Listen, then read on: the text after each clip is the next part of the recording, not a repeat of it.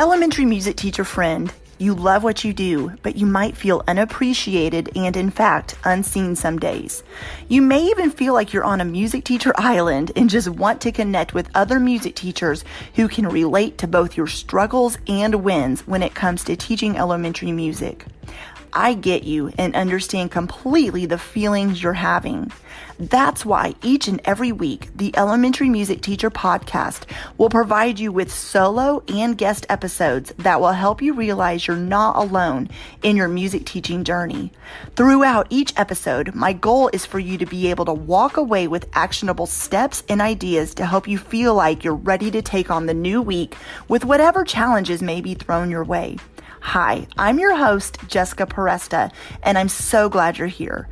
Whether you're at home, in your car, in the shower, or wherever else you're listening, grab your cup of coffee or whatever other beverage is nearby and listen in to the Elementary Music Teacher Podcast.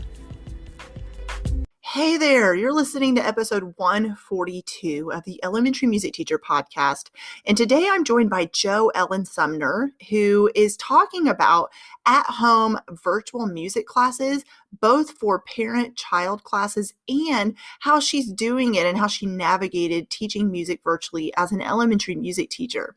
So JoEllyn does both. She teaches elementary music, is very passionate about it, and loves teaching music to kids, but she also knew she wanted to do something else too, which as music teachers, you know, we are passionate about a lot of different things, right? So right before the pandemic hit, JoEllyn started parent-child music classes and then needed to switch to virtual teaching when it came to helping parents navigate helping their kids learn music at home. But she found out that as she started teaching virtually, there were some positives to it. And in fact, you'll hear in this episode, she's going to talk about how she may keep that offering going even when everything goes back to air quote normal. So she, like a lot of you, has shifted to virtual teaching, and we talk about how parents and teachers are looking for creative ideas to do with your children while you're at home.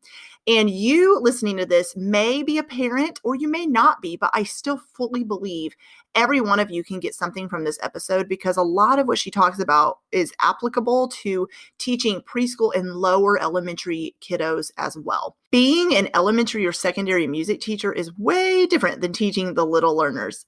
It can be confusing not knowing what to do with them. And even if you are a parent, I know from my experience teaching elementary music in a classroom, and then when I had my own children, it was hard for me to figure out what to do with them, even when they were toddlers and preschoolers with music. It doesn't seem like it should be difficult when you have a degree in music education, but it's a totally different world. And we have other episodes on this podcast about preschool music.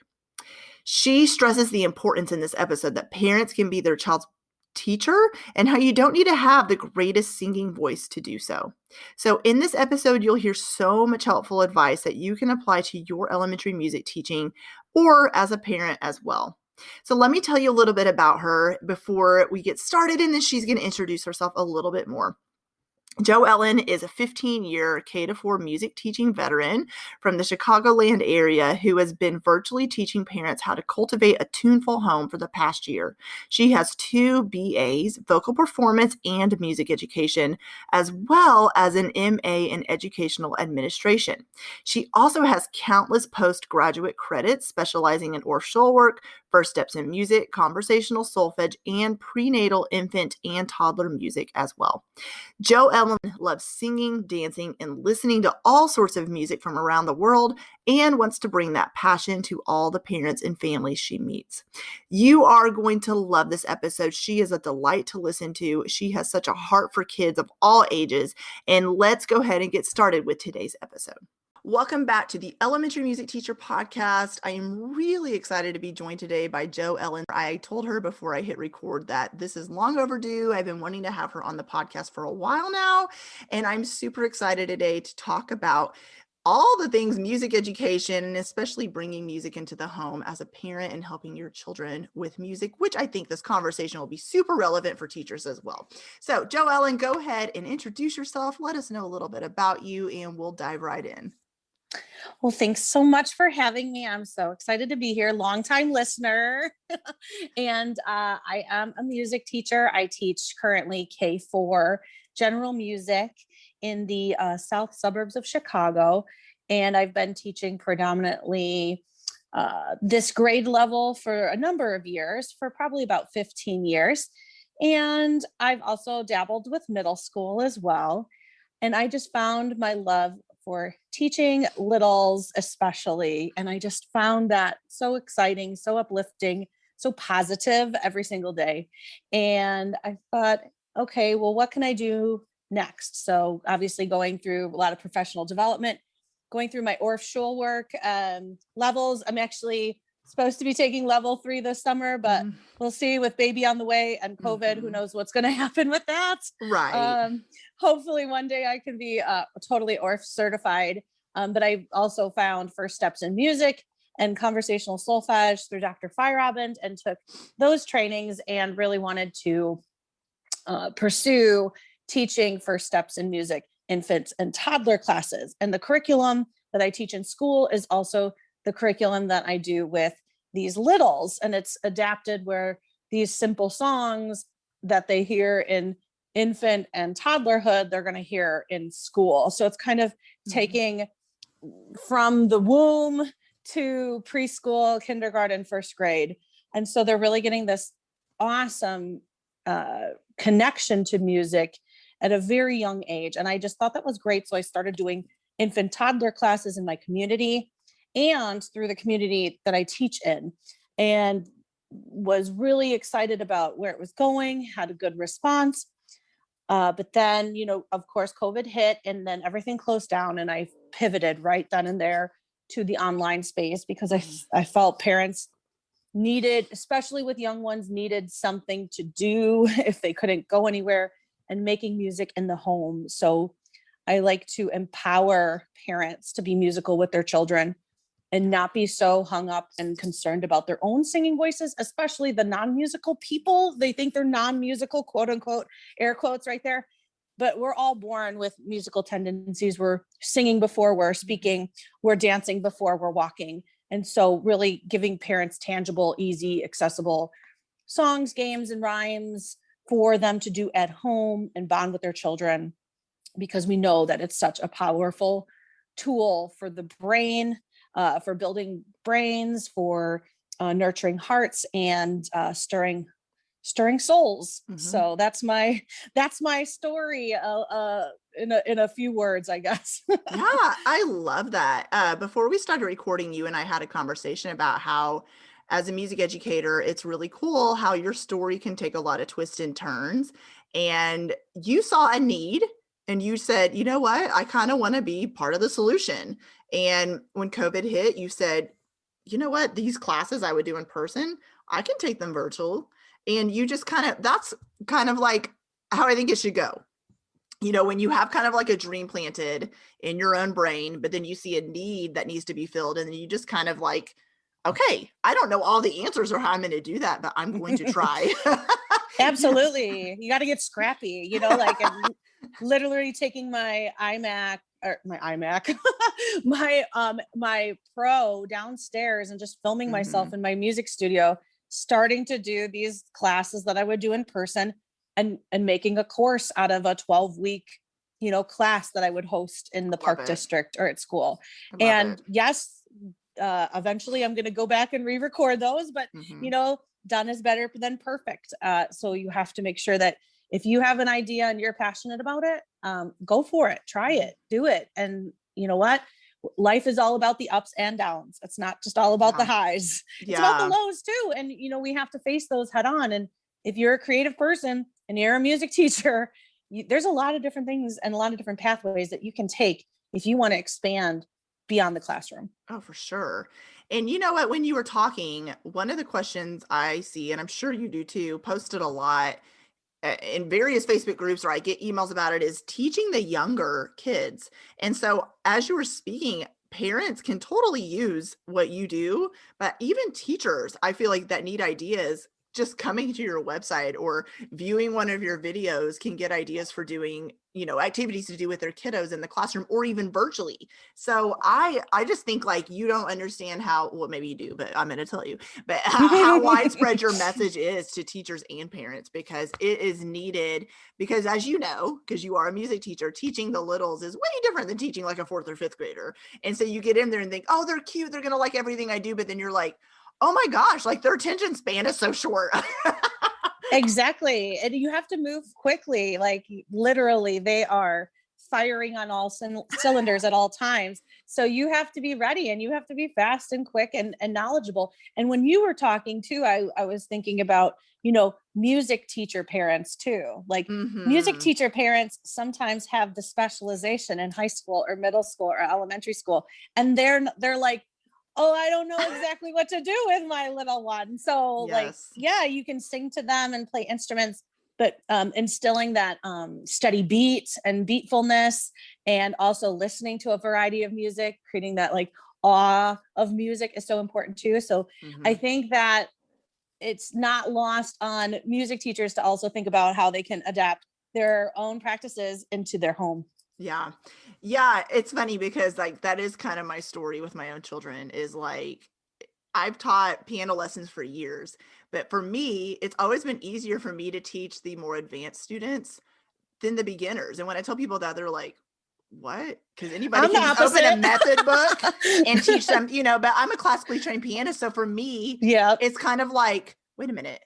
I mean, I can read the method book and know how to teach them, but like, it's hard for me to simplify it or explain it when they're just like, how do you play the right hand melody? And I'm like, oh my gosh, how do I explain this on a 5-year level? Like, it's hard for me to break it down. But yeah, so I love talking to someone like you who's like specializes in teaching early childhood music, because for me, it's always been hard for me.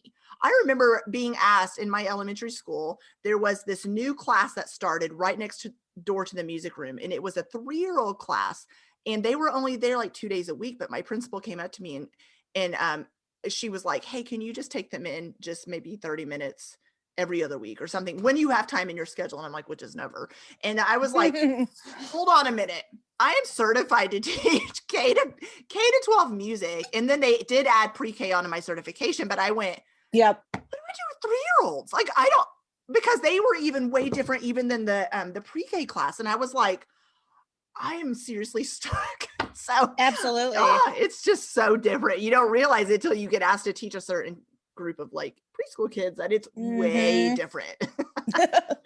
It's definitely a learning curve, but like, I think that's also what keeps me feeling so youthful and young, is like learning and adapting and just like being that lifelong learner and just not being afraid and to make a fool out of myself in front of students. And they love it. They're entertained by it. And I think parents need to understand that too, when they're, when we're talking about parents being musical at home, like they love your voice no matter what you sound like, and they're not expecting anything of it. I think of my mom's own voice or my grandma's voice, and when they would sing to me and I'm like, oh my God, I hold that so close to my heart. And you know what, kids feel the same way. If you make a connection with them, if you're spending a certain amount of time with them, looking into their eyes and singing to them, then, oh my gosh, you're making a really great connection. And they're not caring about talent. They're caring about you caring about them. That's so true. Oh, it's such good advice, because I am not a natural singer. When I tell people that, they're like, but don't you have a music education degree? And I'm like, I'm the instrumental person. Okay. Like piano, clarinet. And so singing to me, I knew I thought I was going to be a band director, but when I got my elementary music position, I obviously knew I would be needing to do a lot of singing in a non-COVID world.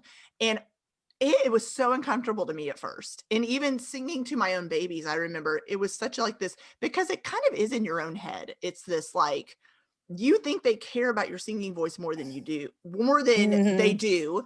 And so it is like you said, just they just want to hear you sing. They want to experience music, and they're not sitting there wondering if you sound like Mariah Carey, and so no, they're like, who's Mariah Carey? They don't even know. Right, exactly. Well, that is the truth.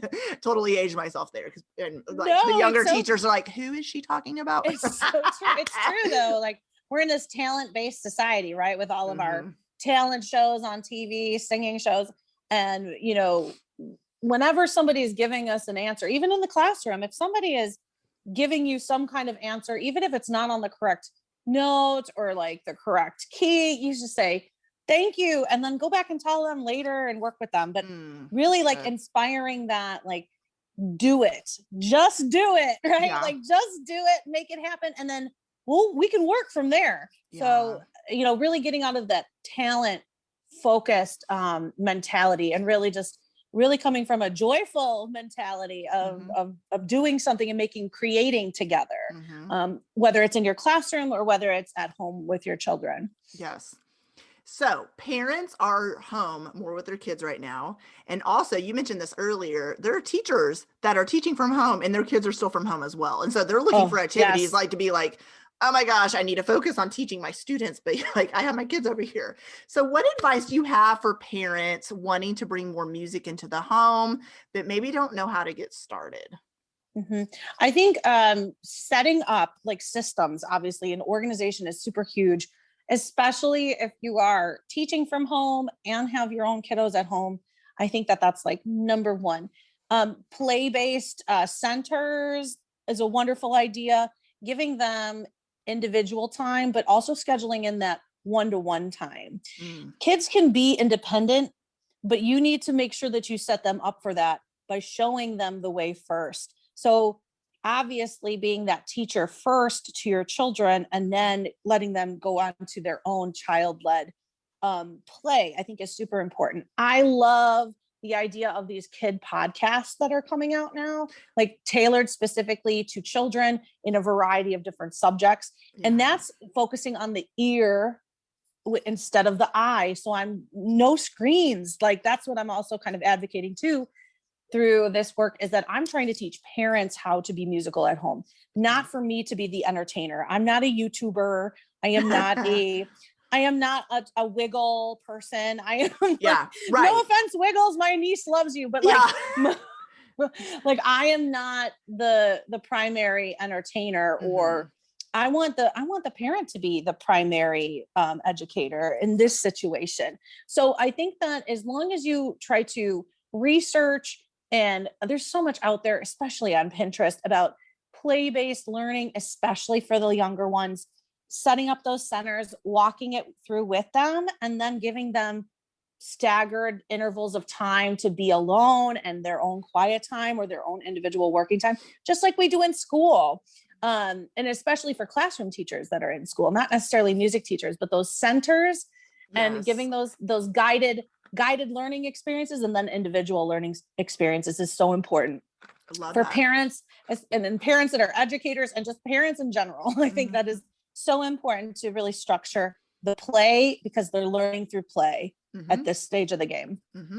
You know, thinking of me as a parent, there have been times where like my own children are, you know, when they use the phrase, I'm bored, I notice if I sit down and play with them and we start an activity together, whatever it might be, whether it's toys, coloring, music, whatever, if I get them started with an activity and then walk out of the room, they'll continue it.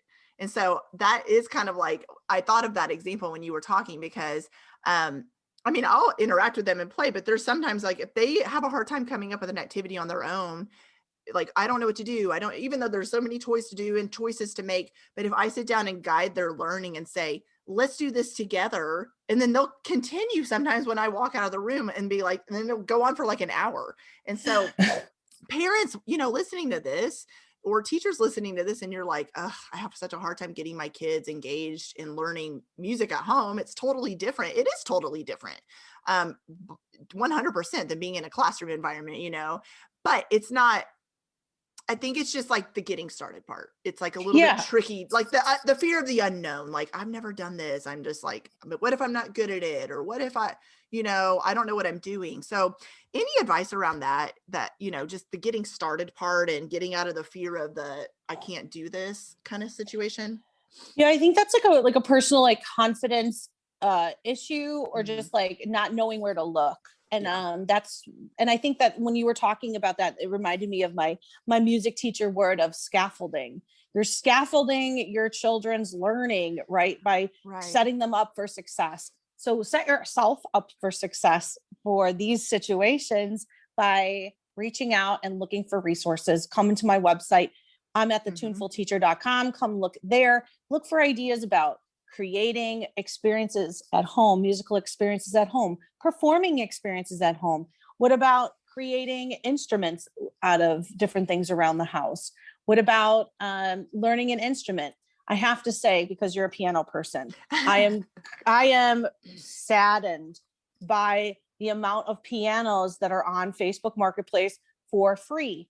And this is a signal of the loss of music in the home, because the piano was the music making part of music in the home, correct? Like, now we're a consuming society.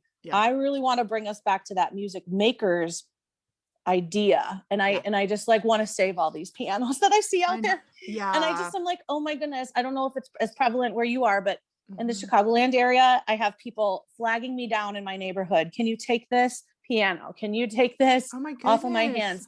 And I'm just like, oh, I just like want to like give them to good homes, but it's like we need, that could be somebody's job. That could be a side hustle for a music teacher, finding homes, rehoming pianos. Yes. To people's home, to people who want to have musical homes. But so that's what I'm thinking, like experimenting, reaching out, looking up different resources. We're here for you. I think you just have to find us. Yeah. For sure. You were such a good help. I saw you post something on Instagram yesterday. You did a Zoom class for kids, and that was so fun. And it was on Valentine's Day. And so that's kind of my next question for you is, how do you navigate the world of teaching on Zoom or teaching virtually? What does that look like when it comes to a parent-child music class, or any advice for teachers teaching virtually music that have worked for you, tips that have worked well for you?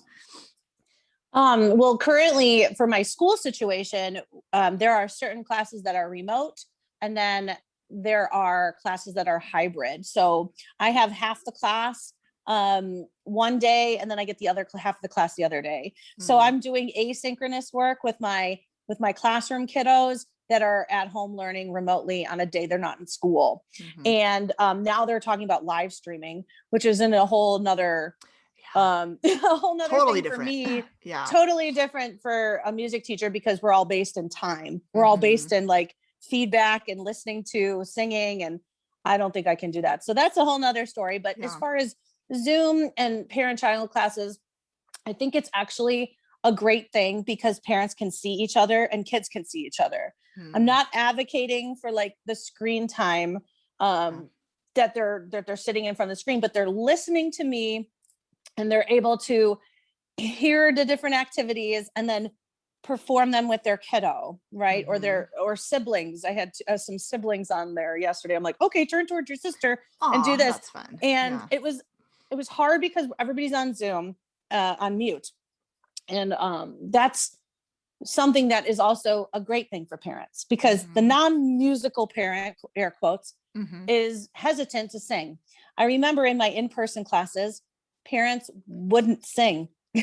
Like I would be leading the class, they would be playing with their child, but I would be the one singing the song or doing the rhyme. And what the whole purpose of my curriculum with First Steps is that the parent feels empowered and has the tools to be that educator for their child. I'm the facilitator. So I think it's actually a great thing for Zoom to do these classes, reaching the parents in their home, providing them with the lesson plan, the lyrics, the rhymes, the songs, and then the ideas for different songs you can dance to, different genres of music to bring in.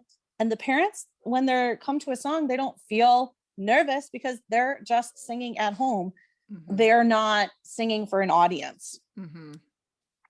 Love that. Yeah, it's like the more they do it, the more comfortable do you see them becoming with singing or doing music, active music making with their kiddos? Absolutely. It's practice, right? It's like we have to try it. We have to dip our toe in the water before we dive in head first. So it's those baby steps for parents, because they're and myself included, going into parenting, it's like that's a whole different experience. They're learning something new every day. So it's like adding to their plate, but really making it a joyful addition to the plate, right? You're music making inspires laughter and silliness and just a lot of fun. Mm-hmm. So trying to take away and leave the stress out of the equation, and really just thinking about creating this joy with your kiddo for lasting memories. Mm-hmm. Yeah, that's a great tip. I think that I've had this conversation on the podcast about music advocacy and ways to advocate, like, where you go out in public and you're advocating. But advocacy, I feel like I've talked to music educators about this year. When you're teaching from home and you're teaching over Zoom or whatever it might look like, that how much advocacy is happening in the home this year when parents aren't just seeing what their kids are doing or they're telling them about what they're learning in music, but they're participating with them. You gave the example of do that activity with your sibling. Well, how many times do you, even when you're teaching virtually to your music students, do you say, hey, find a parent, and maybe not do it right in that second, but try this game with your parent or sing the song with your parent or your sibling. And so the parents are just kind of like learning music right along with their kids this year. And I think that, trying to look at the cup half full situation, I think teaching during a pandemic virtually, there's a lot of music advocacy happening with I agree. Getting to experience music more than maybe, like you said, in an in-person environment. Are you seeing that kind of happen a little bit too? I think so. And I think that there's that, it's a not only a window to our classroom, but they're like in our classroom, because especially with the younger ones, like kindergarten, first grade, the parents are generally sometimes sitting there, or, they're hearing about it later, but also it's drawing in a lot of questions about what we do and a lot of why are we doing it the way that we're doing it. I had a parent reach out about why on a fully remote day, Wednesdays are our fully remote day, why am I not going on live with my students? And I said, well, with 25 to 30 kiddos in a 15-minute music class, can I actually assess and hear all of them sing? And that's really what I'm trying to do with this group of kiddos, was kindergarten. So I said, I would like them to be off a screen and singing to you, or singing a song and singing it to you, or singing it to a sibling. And then if you can capture that on your phone and send it to me, boom, that's my formative assessment right there. Yep. I'm like, I also need to think about my vocal health, because I'm thinking, okay, if for a fully remote day, that's like full on singing or talking and doing it in such a short interval of time for my personal situation. It's a lot, and classes back to back with no break. So I said, you know what? I'm also advocating for myself and music and why I'm doing things the way that I am. And also because COVID prevents us from necessarily in some situations singing. And this is a poll I put up in the music teachers group. And I said, how many of you are singing, and how far apart are you singing? Are you masked, and all these things? And I got a plethora of answers. Oh, yeah. And so it was so interesting to see what's happening around the world. Yes. Literally. And how I fit into that, and how I can adapt and keep advocating for my program by also keeping kids singing. That's what I just said to my administrator. I'm like, I want to keep kids singing as long as possible.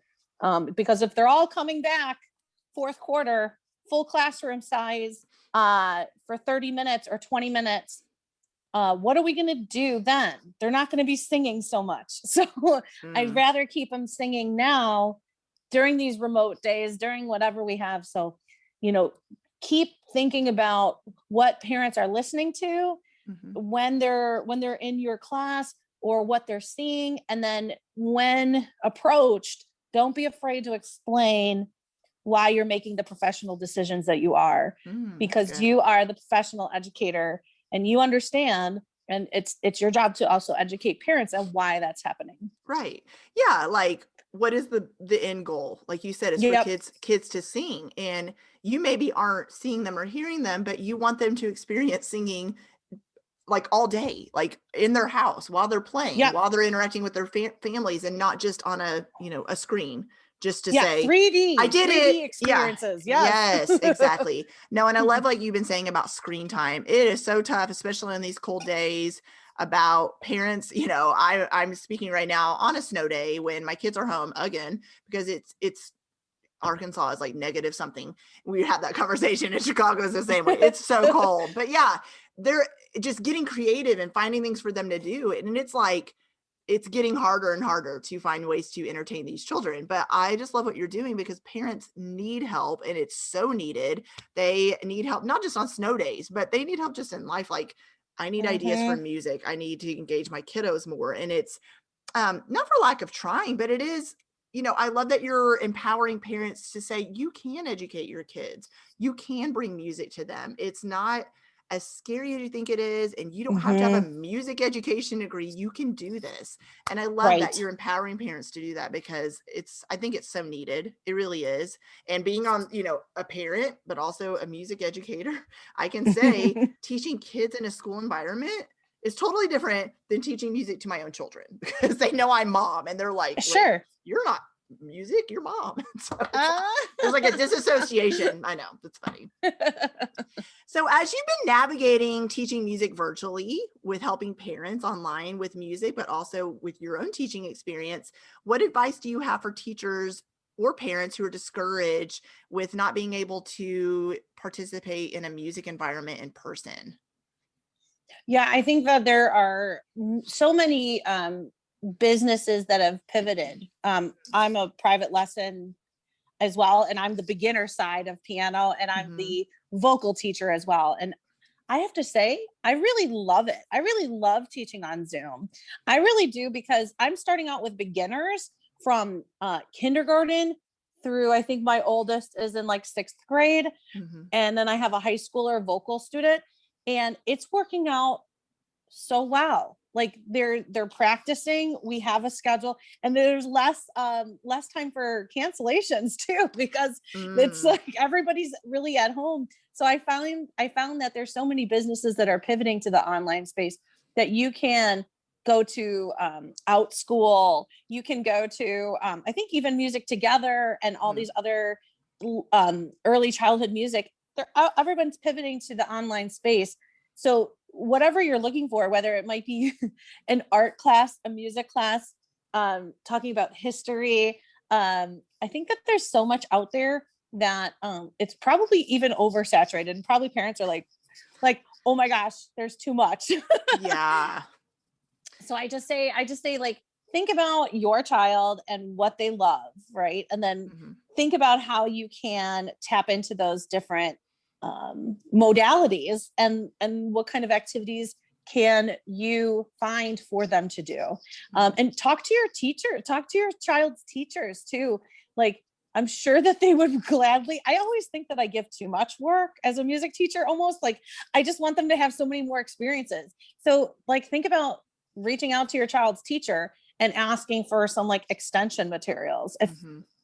and supplemental materials, because I think that especially in whatever subject areas that they Mhm. love, because I think that's a great starting off point to help parents and teachers themselves too, to kind of like feel out, what can I do to help my kiddos stay engaged even in this crazy time that we have. Yeah.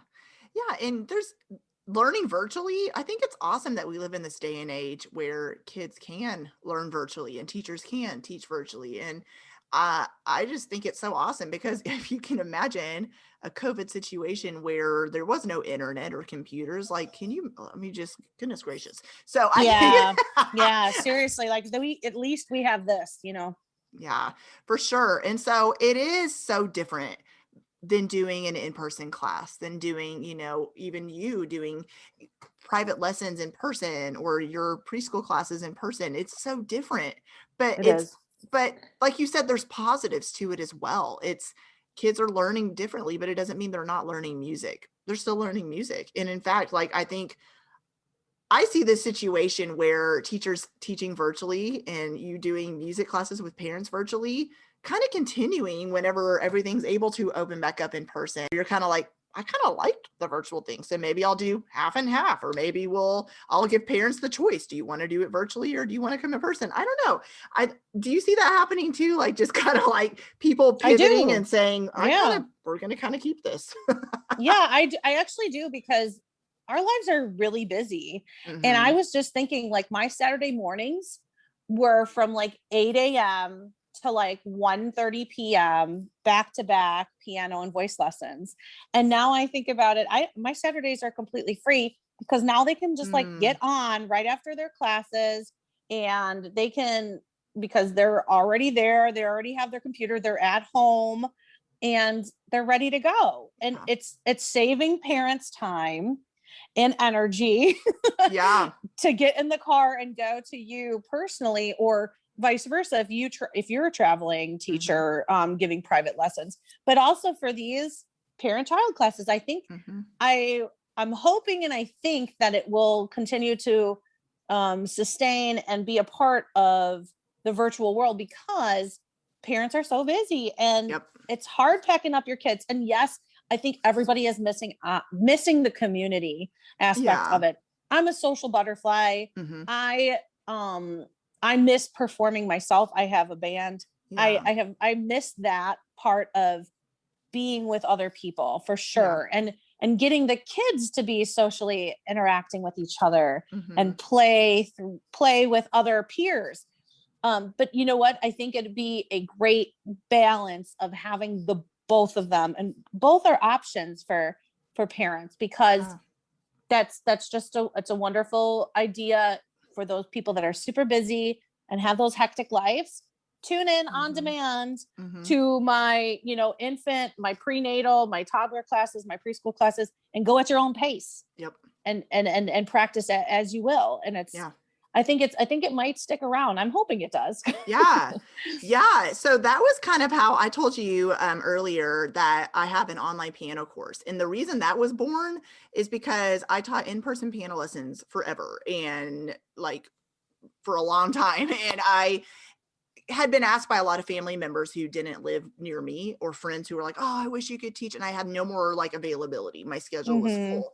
And I was like, you know what? I need a way to just say, because there is so much online now, and I created this course like 4 years ago. It was like, but still, I created the course, and it was a beginning course and then an intermediate course, and it was exactly how I would teach in person. And I said, this isn't even like Zoom, but this is me teaching how I would sit down next to your child and teach. I laid it out, Yep. I created a workbook, and I said, here's this option if you want it. So I still have friends to this day like, do you teach in-person piano? And I said, not right now, but I mean, I may take on a few students in the future. But I said, but I have this course. And they're like, oh. And then I'm able to even like offer discounts to friends and family. So I love offering that option, because there's some people that don't want it. They want in person only. And then there Yep. are some that are like, oh my gosh, my family is so busy. I love this because I can do it Hmm. whenever we can. And so you were talking to me too about opportunities that you're creating for like online learning when it comes to, well, like you just did. You have like, tell us Hmm. all about all the things you offer, because you have so many amazing things out there for parents that I think anybody listening, whether you're a teacher or parent, you can totally take advantage of. So tell us about all the things you're doing in the world too for parents online. So I do have a standalone courses for Hmm. prenatal, infants, toddlers, and preschoolers. So I have 4 different courses, and I'm also opening up a membership for parents that can access all of those different courses, as well as live Zooms each month, and also hosting special guests to come in and talk Yay. about certain areas parents Hmm. need support in, whether it's child development or natural parenting or whatnot. I'm starting to get all of my guests lined up for the coming Hmm. months. So the parent monthly membership, it's called a Tuneful Home, and so that's going to be launching in June. And so I'm super excited about that. And I'm just trying to offer as much as I can, hoping to get back on the TPT train and Yeah. offer some toddler and preschool music play packs in the future. I have a TPT store under the Tuneful Teacher where I have a lot of music teacher resources, but now I'm trying to think about how I can align with my with my side business here with my early childhood. So that's what's coming down. And I did get inspired by Franklin, and I did start making some music t-shirts, but Love t-shirts for the whole family. And, music is magical. Music is medicine are two of my favorite ones that I love, in kid sizes and toddler sizes and onesies and in adult sizes. So you can all be matching if you want to. So cute. And so those are the things that I've been working on. Those are my passion projects right now. Yay. And I love me a good membership site. So that is so fun. And you guys, seriously, maybe you're not a parent listening to this yourself, but you know parents. Everybody knows a parent of kids, and parents need help right now. I can testify, and they need ways to bring music in the home. So send them JoEllyn's way, because she is amazing. And if you are not following her on Instagram, you need to do it. And I'm going to let you tell everybody where to find you in just a second. But before I do, I want to know, is there any other advice about anything we talked about today, or anything we haven't discussed that you want to give advice around music education? I just think it's such an overlooked part of a child's development and a child's education. And I know we are we're part of the core subjects, but you know what? I don't know if everybody feels that way when they walk into their school building to teach their elementary, middle, or high school. But I do know that it is true. It is essential for so many building blocks for kiddos, for their cognitive, their development, their speech, their language, their fine and gross motor skills. We know this, and educate yourself and be an advocate for yourself and for music education in your school building. Parents, know that it is important, and it is a huge portion of your child's early development is through the ear and not the eye. And really, really tap into the resources that I have, that other music teachers have. There's so much out there. We want to help you to be the most joyful musical home you can be. Yes. So good. Oh my goodness. So good. I love that. I love what you said about music education. Say it again. Happens through the ear, not the eye. The ear first, and I'm starting to teach this play with piano too. I knew I butchered it because I was like, "Oh, that's not what you said." It's listening. It's listening and hearing it, and then remembering it, right? And then the eye comes later. The sight, the looking at the notation, and things like that. So really nurture the ear while you can. And in the first 7 years, I think the studies that I've been reading are saying that's really when all of those neurons and those fibers are making connections in the brain. And if you don't use it, you lose it. Those brain cells are reaped away. And what if they could have been tapped into earlier? What if we could grow that music aptitude into something really, really large? And they don't have to go on to be a musician, but they have a joy and a love for music for the rest of their life. And they feel confident in singing to their own kids one day, and dancing at their prom, dancing at their wedding, and feel confident about their moves, and be a advocate, a sponsor of the arts, being a person that supports the arts, especially after COVID. Oh my gosh. Oh yes. We are missing the patronage of going to a symphony or an opera or a musical or theater. We miss that. And we want to make sure our kids understand the importance of art and beauty in our world, and that mysticalness that's behind the music and the notes, right? The way that it makes us feel and stirs our souls. So start now. Don't be afraid. It's a beautiful world. Come and join us, parents. Yes. Oh gosh.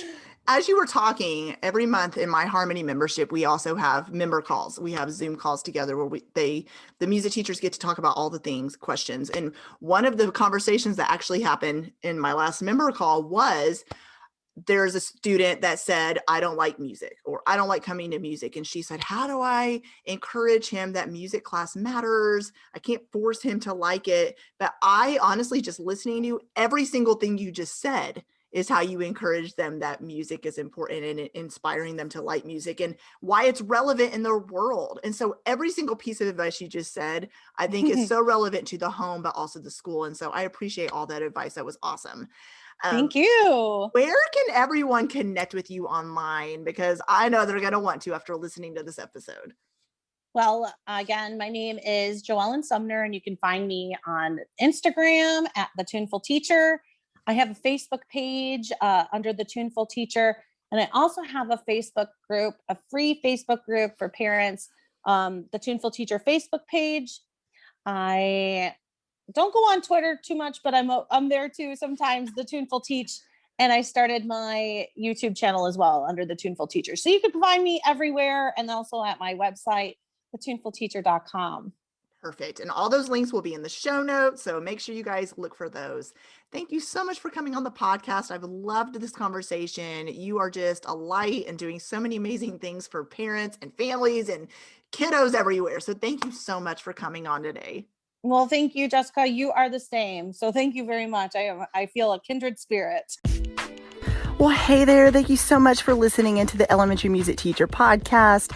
There is an exclusive Facebook group just for listeners of this podcast and any elementary music teacher called the Elementary Music Teacher Community Facebook group.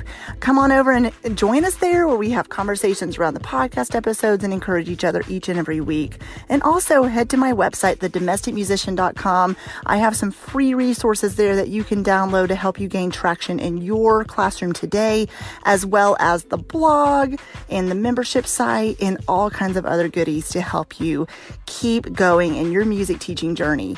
I cannot wait to keep connecting with you and encouraging you and spurring you on in your journey of teaching elementary music. Hang in there, have an amazing week, and I will see you soon.